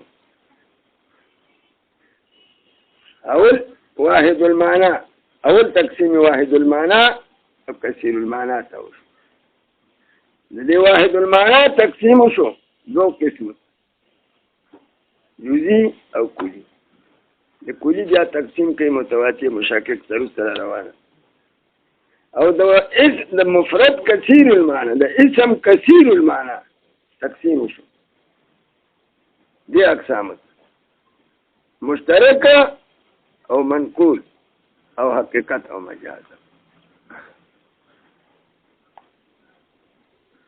ثم شرع بیا شروع کلماتن کی تقسیم الاسم په تقسیم د اسم کې اقسام د مفرد نه د اسم تقسیم کوي بالنسبه الى معناه په نسبت سره معنا خپل دا ولي وي دا تقسیم کې نه په اسم کې په نسبت سره معنا کوي دفع اعتراض کوي چې په اسم کې قسم تقسیمات دي دوسته پکې تقسیم کیږي مرادف او مباین اسم په دوه قسمه یو اسم بدبل اسم سره یا مرادف یا به مباین ادم پکې تقسیم کوي واحد المعنى او کثیر المعنى او تقسیم بعد تقسیم په شی واحد کې په اعتبار واحده سره ناروا وي لکه په یو اعتبار سره یو شانت اقسام حاصلېږي د اقسام بدلېږي نه دا تحصیل حاصل او تقسیم بعد تقسیم په شی واحد کې په اعتبارات مختلفو سره راوي ولی لکه په یو اعتبار سره یو شانت اقسام حاصل شي په بل اعتبار سره بل شانت اقسام حاصل شي نو تحصیل حاصل نه راځي دې متن په متن کې د اسم تقسیم کړل دلته کې واحد المعنى او کثیر المعنى او رسته بیا له تقسیم کوي مرادف او مباین دا تقسیمین په جهت واحده سره او تقسیم بعد تقسیم په شی واحد کې په جهت واحده سره روانه ځکه دا غین اقسام متغیره نه حاصلې بنا علیک دا په جهات مختلفو سره تقسیم بعد تقسیم په شی واحد کې په جهات مختلفو سره روانه دا تقسیم چې کړل دا په نسبت سره معنا ته کړل چې د دې لفظ معنا به یا یوی یا بمعنی کثیری. نو واحد المعنی او کثیر المعنی په اعتبار د معنا سره او وروسته تقسیم کې یا په اعتبار د معنا سره نه یا په اعتبار د لفظ سره دی. یو معنا لپاره بیا دوه لفظه ویل شي د دې ترادف وایي، یا به لفظین متغایرین د دې ته بیا متباینین وایي. تقسیم په اعتبار د لفظ سره دی چې لفظ واحده به یا د دوه معنو لپاره د یو معنا لپاره ویل شي د دې ته ترادف وایي، یا به دوه لفظه د معنیین متغایرین لپاره ویل هغې ته تباین وایي. نه تقسیم په اعتبار د لفظ سره دی، دا تقسیم په اعتبار د معنا سره دی. نو ځکه پکې اقسام متغیره حاصلېږي، تحصیل حاصل نه دی. نو ثم شروع کلماتن په تقسیم د اسم کې بالنسبة الى معناه چې په نسبت سره معنا ته وایي. دا تقسیم اسم باعتبار المعنى دا تقسیم یو کله عدت اقسام یو څو اقسام اقسام د توسخه اسم په اعتبار د معنا سره دی بخاری نه یا به ود شی یا به معنا یوی یا به معنی کثیری. کله اسم معنا یو معنا دې ته واحد المعنا وي، کمانی ډېرې وي نو دې ته کثیر المعنا وي. بیا د واحد المعنا تقسیم کله کلی او جزئی ده او د کثیر المعنا تقسیم کله مشترک منقول حقیقت او مجاز. د دې کې څوک سوال کوي چې په اقسامو د مقسم کې دا ضروري دي چې دې په منځ کې به تغایر یو بل سره به جمع کېږي نه. ولې؟ لکه دا اقسام چې دی یو شي تقسیم کېږي اقسامو دې اقسامو ته اقسام ځکه وایي چې اقسام ماخوذ دي قسم د قسیم نه. قسم په معنا د قسیم دی او قسیم وایي مقابل ته هر یو قسم د دې مقسم به د بل قسم سره مباین. د مباین معنا دا چې یو بل سره په یو مثال کې نه جمع. ته چې تقسیم کوي ماته نه د اسم کوي واحد المعنات او کثیر المعنات. نو واحد المعنات یو قسم دی او کثیر المعنات بل قسم. د واحد المعنات تقسیم کوي کلی او جزئی او د کثیر المعنات تقسیم کوي مشترک او منقول او حقیقت او مجاز. دا خو د اقسام د مقسم په منځ کې تباین او تغایر ضروري دی یو بل سره نه جمع کېږي. د فکار داري چې اقسام د واحد المعنا د اقسام د کثیر المعنا سره جمع نشي او دا خو جمع کېږي. څنګه د واحد المعنا اقسام سری کلی او جزئی. کلی د اقسام د واحد المعنا نه دی او حقیقت او مجاز چې د اقسام د کثیر المعنا نه دي او دا کلی چې د اقسام د واحد المعنا نه دي دې جمع کېږي د حقیقت سره او د مجاز سره. واحد المعنا وایي یعنی کلی وایي کلی واحد المعنا دی او د حقیقت او د مجاز سره به جمع.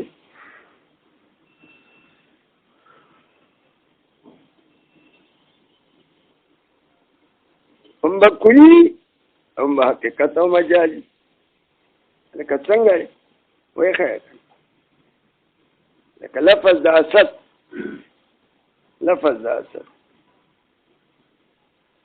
پر رجل شجاع کې حیوان مفترس کې حقیقت دی او پر رجل شجاع کې مجاز دی.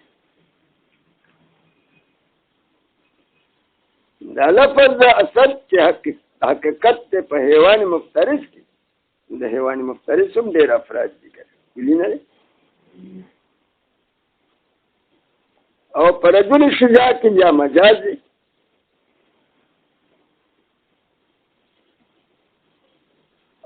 یو له دې دوه نه کلی دي.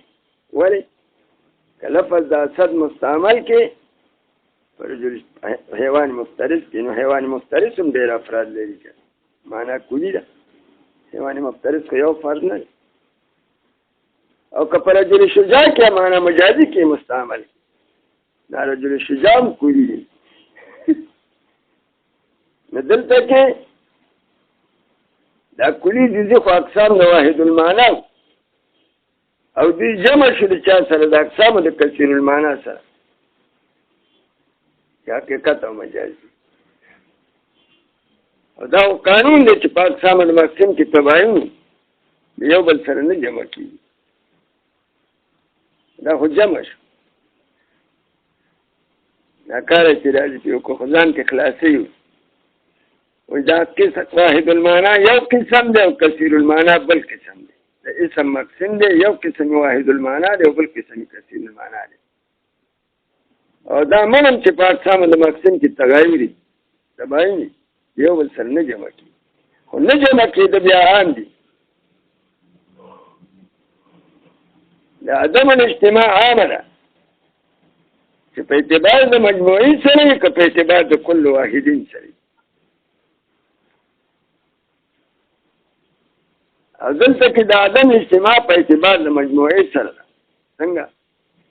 د واحد المعنا اقسام چې دي هغه کلی او جزئي، او د کثیر المعنا اقسام چې دي هغه مشترک دي او منقول دي حقیقت او مجازي. دا مجموعه اقسام د واحد المعنا د مجموعي اقسام د کثیر المعنا سره نه جمع کېږي. خو دا نه دی ضروري چې د کل واحدین سره د جمع نشي. په بعض ځینې کې د جمع شي، خو مجموعه نه دي اقسامو د واحد المعنا چې کلی او جزئي د مجموعي اقسامو د کثیر المعنا سره نه جمع کېږي. یو لفظ واحد المعنا او کلی مثلا، او دیر تمام اقسام د کثیر المعنا سره جمع شي چې دغه لفظ مشترک شي او منقول شي محقق مجاز. پیش او د کثیر المعنا د اقسام چې دي چې مشترک دی او منقول دی وقت مجازي، دا مجموعه نه جمع کېږي د مجموعي د واحد المعنا سره. یو د دینه د بل د یو سره جمع شي نو خیر دی، خو دا مجموعه د مجموعې سره نه جمع کېږي. او دا هم کافي ده د پاره د مقابلې په اقسام المقسم کې مقابلې دغه مرقدر د مقابله هم کافي چې د واحد المعنا چې کلی دي د دې مجموعه نه جمع کېږي د مجموعې د کثیر المعنا سره. ولې اسمون امتیازي ده. خو نفس تباین او تغایر په مابین د اقسام د مقسم کې ضروری دي. که په اعتبار د کل واحدین سره تغایر او تباین وي، که په اعتبار د مجموعي سره د مجموعې چې مجموعه مجموعې ته وپرې نه جمع کېږي. بس هغه کافي.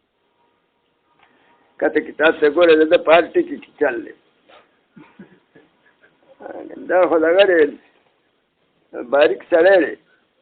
باریک خلک چې وي که نه هغه په غین کې مړ کېږي. ثم شرع في تقسيم الاسم، نو بیا شروع کړه په تقسیم د اسم کې بالنسبة الى معناه چې دا اسم په نسبت سره معنا ته والی. او دا تقسیم د اسم شروع په تقسیم د اسم کې وکړه، خو دا تقسیم د اسم بالنسبة الى معناه دی، بالنسبة الى لفظ آخر نه دی، بیا ترادف الى عدة اقسام، یو څو اقسام ته دا اسم تقسیم. مجموعه چې مجموعه دي اقسام تختص بالاسم، چې مجموعه دي اقسام خاصه په اسم پورې. وان لم يكن كل واحد منها مخصوصا بالاسم، دې کې یو بل شوبه نه فکر چې دا هو تعالی اسم اقسام خو واحد المعنى او كثير المعنى، او اسم خو مقابل لفعل له. دې اسم د لفظ مفرد دو قسمه دي، اسم او فعل. او د اسم تقسیم دی واحد المعنی او کثیر المعنی ته وکړو. یو خو د هغې اقسامو په منځ کې تغایر نشته، بل دا اسم چې واخلي فعل ته، دا اقسام د مقسم واحده دي چې مفرد دی، یو قسم اسم دی او بل قسم فعل دی چې کلمه ورته وي. د دې په منځ کې هم تقابل پکار دی او دې کې تقابل نشته. شبیه دوه دي. یو خو د اقسامو د کثیر المعنی او د واحد المعنی په منځ کې تقابل نشته، یو بل سره جمع کېږي. او بل د دې اسم ټول اقسام چې واخلي فعل ته، د فعل سره هم جمع کېږي. لکه د اسم تقسیم ته کوي واحد المعنی او کثیر المعنی،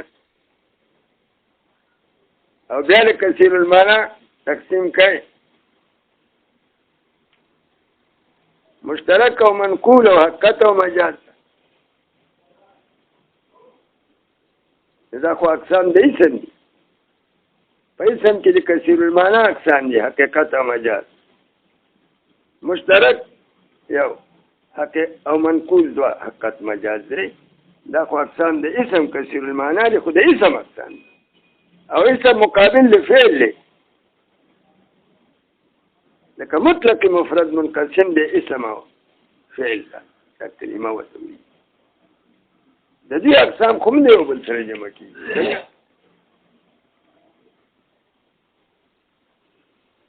د اسم په اقسامو د کثیر المعنی کې تا حقیقت مجاز کولی که نه کولی، خو اقسام د اسم وکړه، د اسم کثیر المعنی و. دا حقیقت او مجاز خو په فعل کې هم راځي. نو اقسام د اسم د فعل سره جمع مقابله یې وکړه شو. زه به ورته وښیم چې فعل وي او حقیقت وي، او فعل وي مجاز وي. لکه څنګه ته ولګي د ضرب شدید تشبیه ورکړي د فعل د څه سره؟ د قتل سره. په کمال الیذا کې د ضرب شدید تشبیه ورکړي د قتل سره. په څه کې؟ په ایذا کامله. په ضرب سره ایذا کامله راځي، په قتل سره ایذا کامله. او د ضرب شدید تشبیه ورکړي د قتل سره په ایذا کامله کې، وجه د شدید شي. او بیا دا لفظ د قتل په قتل تو زیدن کې مستعمل کې په ضرب شدید، دا فعل کې مجاز نه. یو سړي قتل تو زیدن وي او فرشته قتل کړه، زه په خدا کار واچوم، دا حقیقت شو. او که زید قتل کړی نو وهلی و، سخې وهلی و. او د ضرب شدید تشبیه د قتل سره ورکړه په ایذای کامله کې، او بیا قتل تو زیدن و اراده کې چې ضرب شدید او قرینه پې څه چې زید پورې پروت و کول لا ساتې نه وته ګیري کول تا په چاړو وهلی و مړ نه و. نو دغه دی کې تا څه وایي چې قتل تو زیدن اراده دې کې چې ضرب شدید. دا قتل تو زیدن استعمال د قتل تو د فعل په ضرب شدید کې مجاز نه شو بیا شو که نه؟ تا خو وایي چې د حقیقت او مجاز اقسام د چا دي؟ د اسم دي، ځکه اسم دې منقسم که واحد المعنی او کثیر المعنی. واحد المعنی دې تقسیم که کلي او جزئي ته، او کثیر المعنی دې په اسم کې تقسیم که مشترک او منقول او حقیقت او مجاز. دا حقیقت او مجاز خو اقسام د اسم شو، دا کثیر المعنی اسم. دا قرآن دا خو په فعل کې هم راځي، او فعل خو مقابل د چا دی؟ ولې؟ ځکه دا اقسام د مقسم واحده دي چې مفرد دی. په اقسامو د مقسم کې تباین نه شي، ډېر هغې تباین عام دي. تباین د کل واحد واحدین او که تباین د مجموعي مجموعي. دلته کې مجموعي ده څنګه؟ د دې اسم چې ټول اقسام دي، واحد المعنی او کثیر المعنی کلی وي، او د کثیر المعنی ټول اقسام په اسم چې حقیقت او مجاز مشترک، او حقیقت او مجاز مشترک، او منقول او حقیقت او مجاز.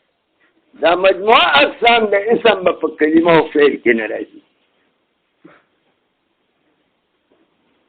په خبره پوه شئ. او د فعل جمعي اقسام په اسم کې نه راځي. د فعل د اقسام څه دي؟ د کلمې ماضي، مضارع، امر. دا د اقسام د کلمې دي. دا تباین معتبر دی مجموعي د مجموعې ته چې مجموعه اقسام د اسم باندې جاری کېږي په کلمه او مجموعه اقسام د فعل باندې جاری کېږي په کلمه. که چېرې بعضې د بعضو سره موضوع چې شي دي د تباین او تغایر د اقسامو لپاره مطلق تغایر ضروري دی چې د مجموعې سره که د کل واحدي وي. دلته کې د مجموعې سره شي څنګه چې مجموعه اقسام د اسم دا په کلمه او فعل کې نه راځي او مجموعه اقسام د کلمې په اسم کې نه راځي. که یو راغی نو راځي شي خیر دی.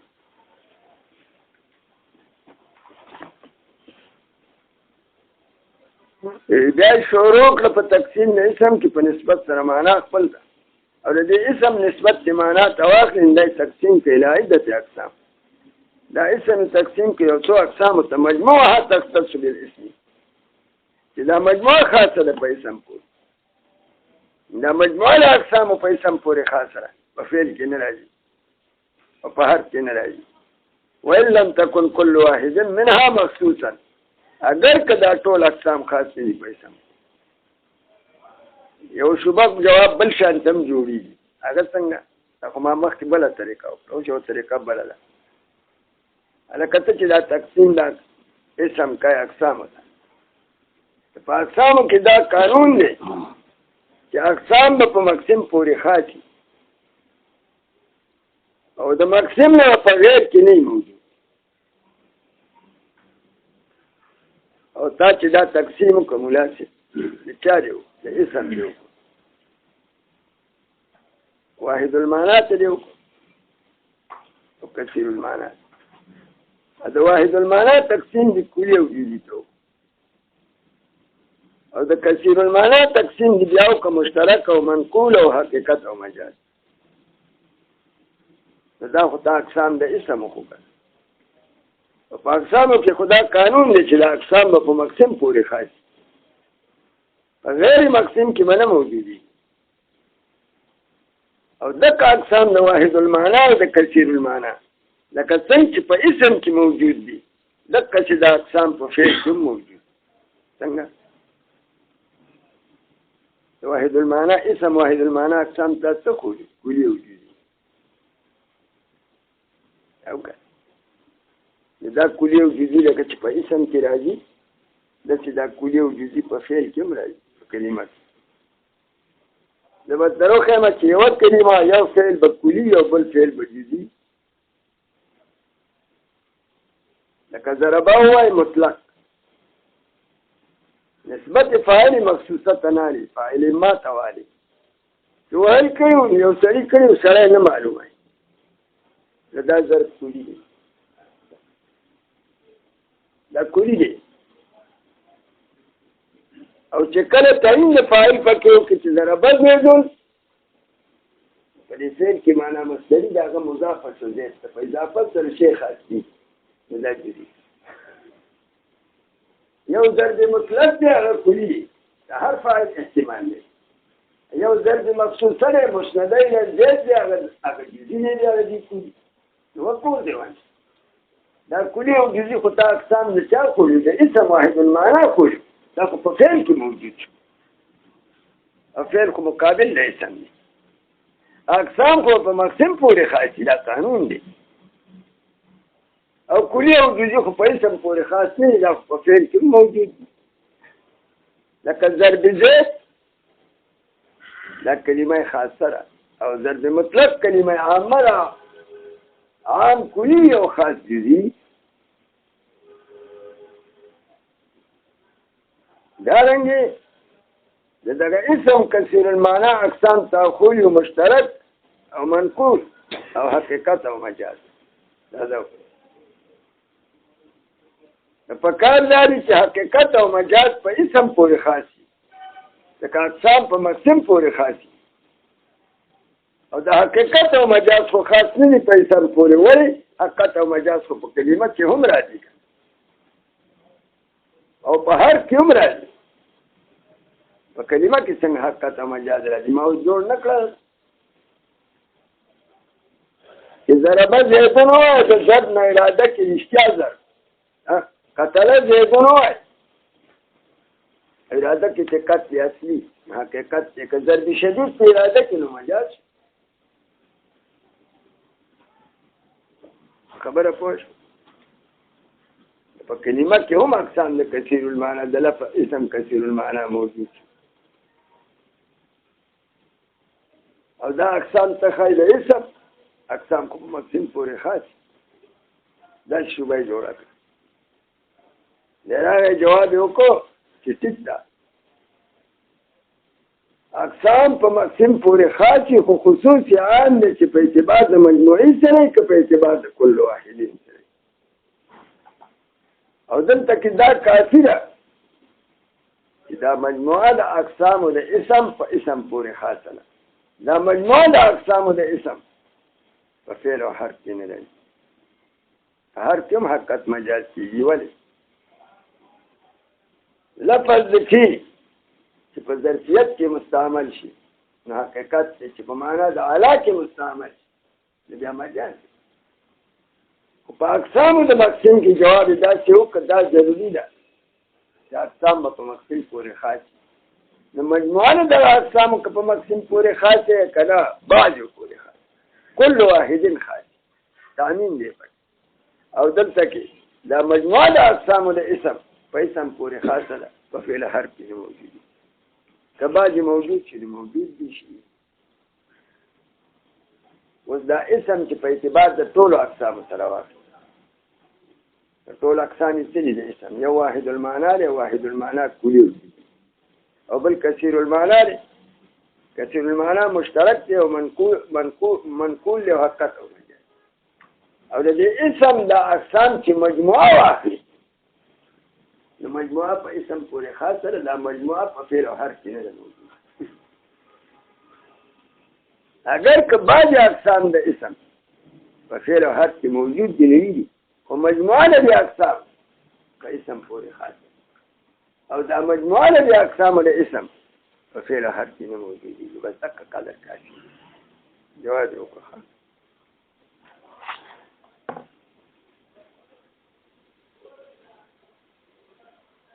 د هر ټکی چې د لانجوړه نه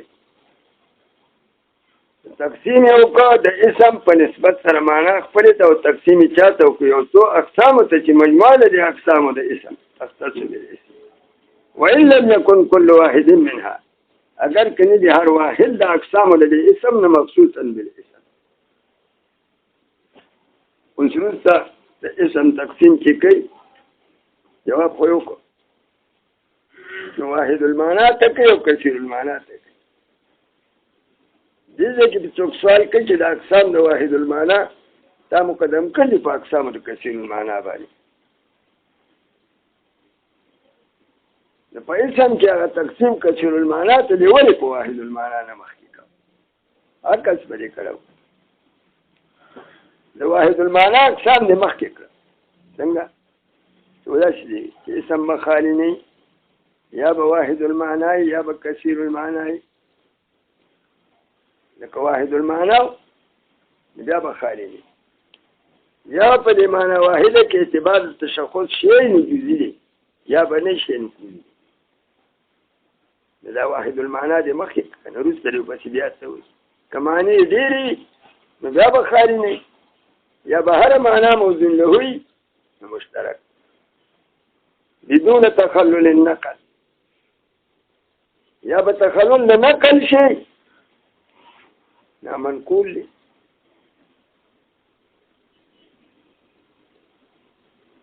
او که تخلل د نقل نو یو موزون له هو بل غیر موزون له هو حقیقت مجاز. دا اقسام د اسم یو واحد المعنی او بل کثیر المعنی. دا واحد المعنی تقسیم اقسام دا مخکې کړه په اقسام د کثیر المعنی باندې. د اقسام د کثیر المعنی باندې مخکې کړي ول عزت للتکاثر. دا شوبه د دې شبهې جواب کوي لکه د واحد المعنا مصداق کې او دی که معنا یې اوله د کثیر المعنا مصداق او مفهوم متعدد دی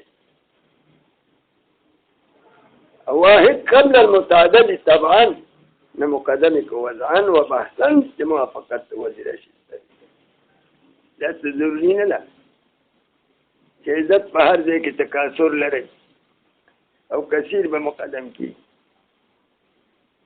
دا واحد المعنا چې دی د مصداق کې او دی د موضوع لپاره د معنا واحد دی د معنا یو او د کثیر المعنا معنا متکثره ده او واحد قبل المتکثر دی کنه په وجود کې واحد مخکې متکثر باندې چې خورسته ډېری سره یې خزاو کی سامانو جنگي یا متکثر نو وحدت متکثر مقدم دی طبعا مقدم دی ذکر مقدم کو وزن و ذکرن چې موافقت وزیر شي تر جواب یو فقدم الذي نمات المقدم کا هغه قسم كان معناه واحدا چې معنا واحدا هغه واحد المعنى مخکې کا دا تقسیم کلی او جزئی تو او کثیر المعنى اسم کثیر المعنى رستک تکای کی تعدد دی المقدم كهذا معناه يولا على الذي فهذا اسم من كان معناه متعددا ولي لأن الواحد قبل المتعدد فقال ويلي أول ده اسم تقسيم أول قسم واحد المعنى جوري ودوم قسم بيا كثير المعنى جوري واحد المعنى بيا تقسيمي كلي أو جزئي أو كثير المعنى بيا تقسيمي مشترك ومنقول حقت مجاز ده واحد المعنى بيا دو قسم يو جزئي او د کثیر المعنى درې اقسام مشترک منقول حقت د په دغه وخت کې ماته نوې حين اذا كان المفرد اسما فهو وخت چې مفرد اسم اشاره وکړه دې خبره ته دا حقیقت او مجاز او مشترک او منقول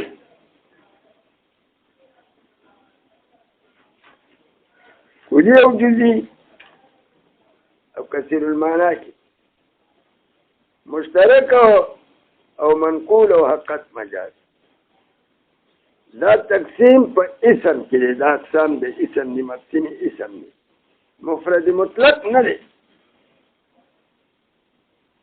مقسم اسم دی ذکر حين إذا كان المفرد اسما فهو مفرد اسم متحقق په ضمن د اسم کې والو مطلق مفرد نه اسم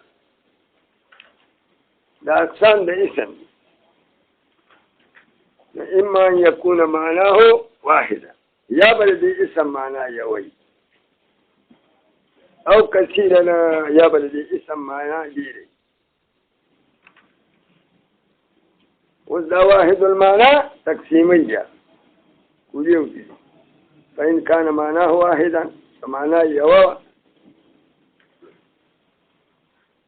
وبيابا خاليني فإن تعين يتشخص ذلك المعنى مشخص ودق معنى واحدا مشخص سمعنى دي معنى كي اعتبار التشخص شو توازي دا وذكورة دا لفظ توازي دا كمي معنى لپاره وذكاو معنا یو د یو معنا لپاره و ذکر ډېر پکې نه او دا معنا واحده بخالی نه یا پکې اعتبار تشخص شي که بیا په سبیل د جزئیت سره کلام مذهب د متقدمین اکه په سبیل د شرطیت د عروض سره د کلام مذهب متأخرین دي په دغه معنا واحده کې اعتبار التشخص قاطع د شرکت دی لا يمكن اشتراكه ممكن نو اشتراك تدبين كثير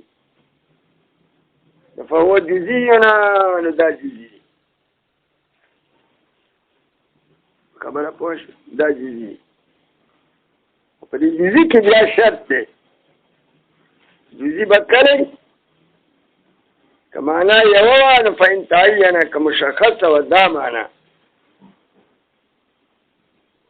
د جزي حکم پیرسته کوي مشخصه و دغه معنا ولم يكن ضميرا او ضمير نو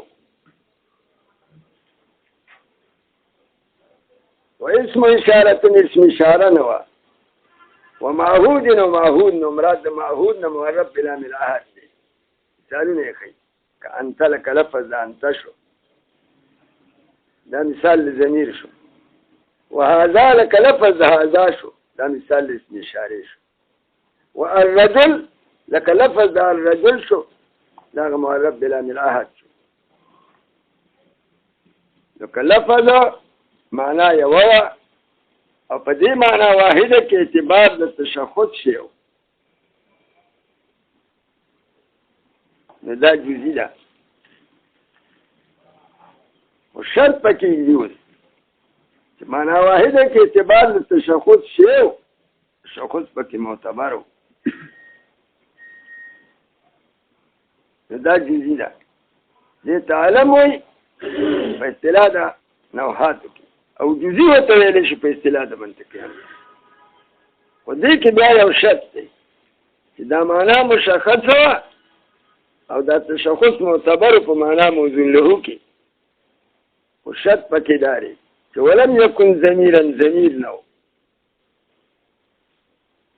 او دا اسم ضمیر نو او اسم اشاره نو اما رب بلا من احد لکه چې دا درې وایو بیا جزئی نه جوړېږي بیا بیا د جزئی نه وځي په کلي کې داخلېږي دا بیا کلي تعین چې په معنا کې معتبري تشخص په معنا کې معتبري او تعین په معنا کې معتبري نو دا جزئی دی نوحات و تعلم و منطقیان و تجزی و خود شرط پکی داره چې ضمیر نه اسم اشاره نه معهود نه که ضمیر و یا اسم اشاره و یا معهود نو بیا دې ته جزئی نشي ویلی دا بیا کلی دا مذهب د متقدمین ماتین دا واغسته ځکه چې په دې ضمیر او په اسم اشاره او په معهود کې خلاف دی په مذهب د متقدمینو باندې دا په کلیاتو کې داخل دي او په مذهب د متأخرینو باندې دا په جزئیاتو کې مذهب د متأخرینو باندې دا په جزئیاتو کې داخل دي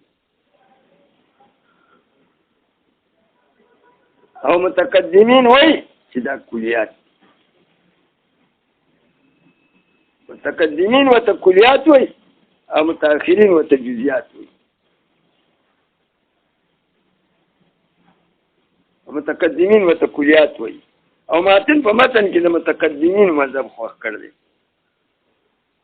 نو که دا معنا واحده وه او تعین پکې و تشخص پکې و نو دا علم او جزئی اله جوړېږي چې ضمیر نه اسم اشاره نه معهود نه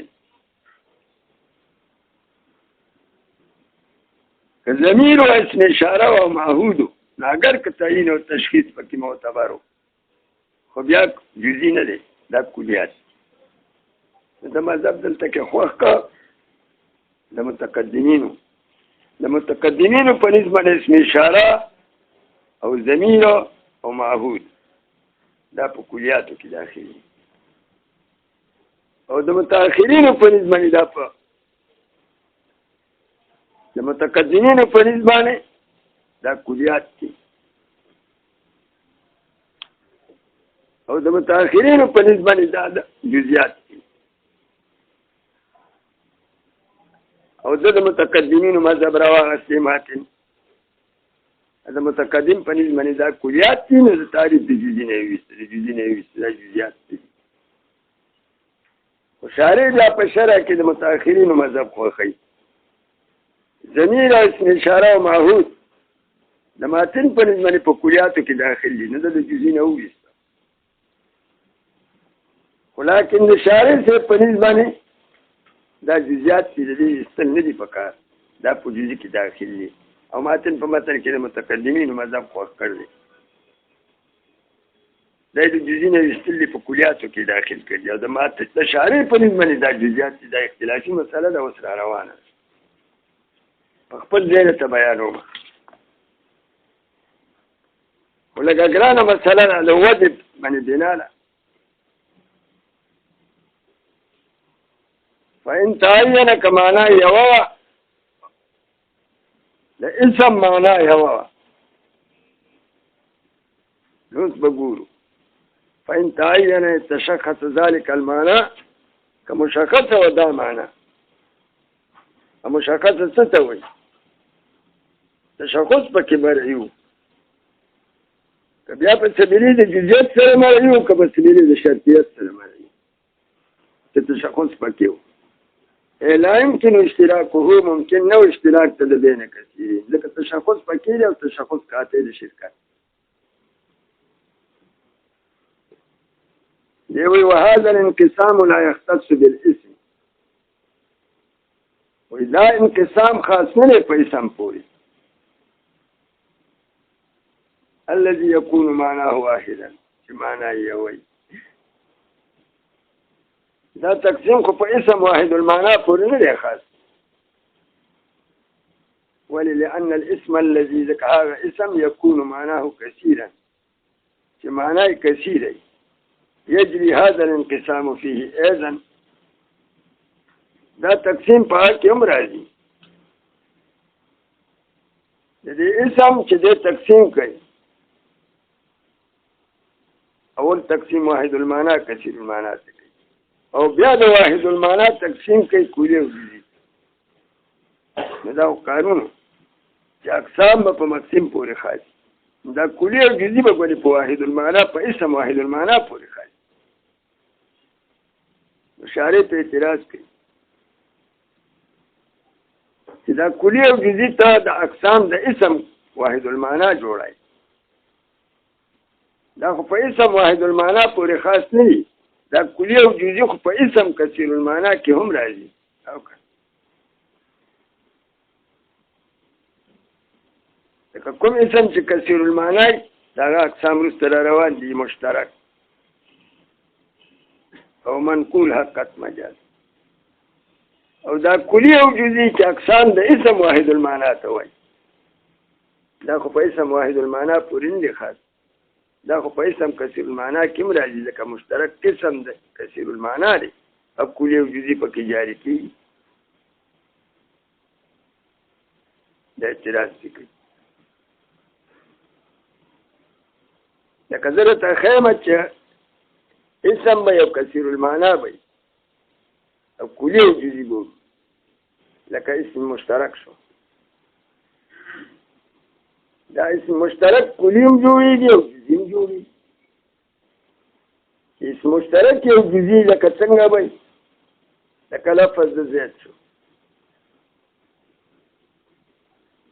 دا لفظ د زید جزئی دی او په ده کې تشخص مرعي دی. زید څه ته وایي؟ حیوان ناطق باندې تشخص. او دې زید کې اشتراک راځي که نه راځي؟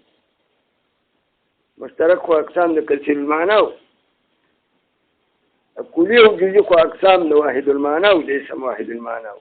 دا کلی او جزئی په مشترک پکې هم راځي. ولې؟ ځکه چې یو سړی دی، د هغه زوی پیدا شو، زید نوم یې ورته کېښود، جزئی دی که. بل سړی راغی، د هغه زوی پیدا شو، هغه ورته هم زید نوم کېښود، دا جزئی و. او دا اقسامو د اسم واحد المعنى نه تا جوړ کړل. اوس چې مشترک شو، نو مشترک خو سره اسم کثیر المعنى دی. دا اقسام د واحد المعنى جمع شو، دا اقسامو د کثیر المعنى. او په اقسامو کې دا قانون چې دا به مختص شي په مقسم جوړ.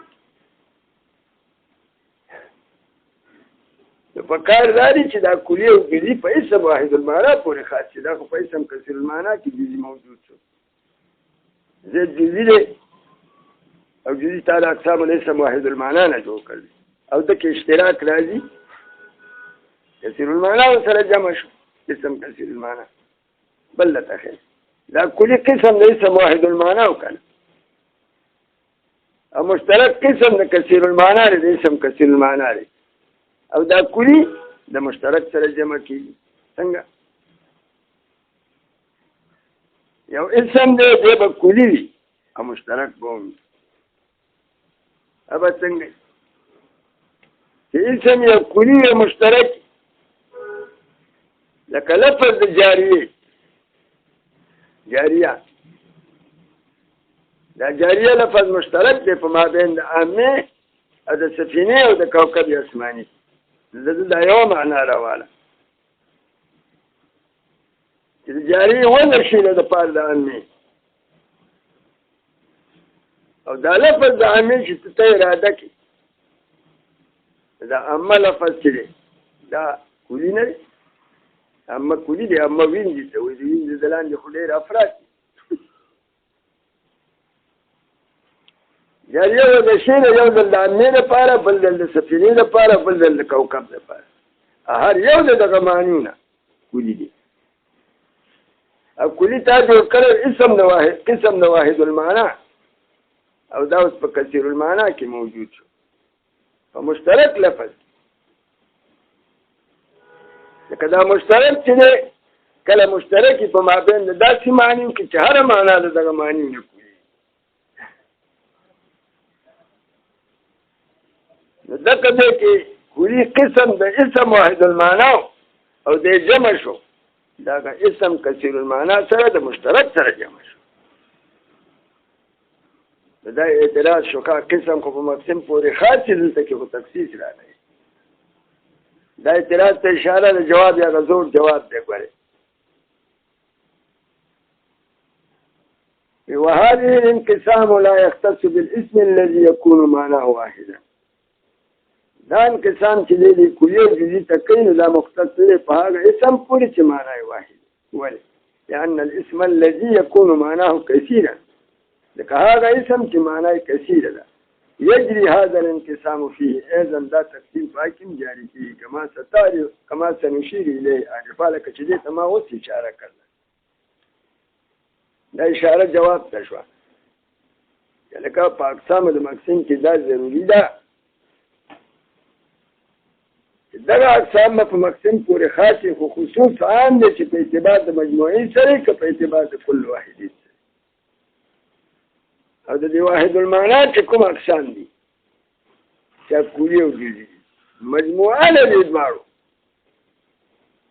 د مشترک سره نه جوړي